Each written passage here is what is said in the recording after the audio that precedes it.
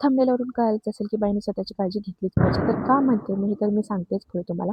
तर सकाळचं मी माझं जे रुटीन असतं ते आवरलं आणि सकाळची ही सगळी धावपळ जी की मुलांचे डबे भरणे, मुलांचे आवरणे आणि प्लस त्यांना शाळेत नेऊन सोडणे ही सगळी धावपळ फक्त एक आईच समजून घेऊ शकते. त्यांना सगळं आवरून करून मी लावून दिले आणि आज जेवणात होतं सोयाबीनची आमटी, शेपूची भाजी, थोडीशी भाजी, भाकरी, ताक आणि आज मी डाएटसाठी होतं काकडी आणि बीट. बीटाची ही आठवण मला लहानपणीची झाली, की लहानपणी अशी बीट मी ओठाला लावायची ॲज लिपस्टिकचा ग्लो यायचा त्याने नॅचरली खूप छान वाटायचं ते.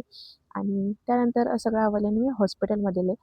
तर सांगायचा मुद्दा हा की आपण आपल्याला म्हणजे स्पेशली बायकांना एखादा आजार वगैरे झाला की खूप अंगावर काढतात. मी बऱ्याच ठिकाणी पाहिले. एकतर मी माझं स्वतःचंच उदाहरण देते, की अंगावर काढण्याचा परिणाम असा झाला की आता माझी ट्रीटमेंट चालू आहे सध्या आणि इतकं काही गंभीर नाही आहे. नॉट सीरियस पण अ, वेळेवर उपचार घेतले असते तर मी आत्तापर्यंत व्यवस्थित झाले असते.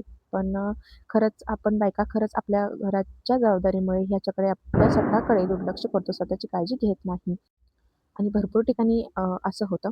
त्यामुळे खरंच बाईने तरी खरंच स्वतःची काळजी स्वतः घ्यावी आणि असं काही असेल तर नक्कीच त्याच्यावर उपचार घ्यावेत.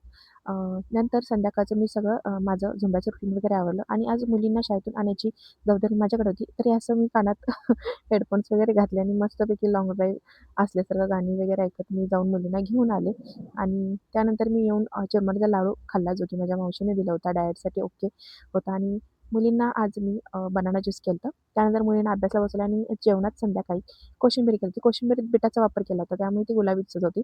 संध्याकाळचं जेवण वगैरे आवरलं आणि अशी शेकोटी पेटवली. असा होता आजचा ब्लॉग आणि हो, बायकांसाठी हा संदेश की स्वतःची काळजी घ्यायला अजिबात विसरू नका. तर चला परत भेटू परतच्या ब्लॉगमध्ये. चला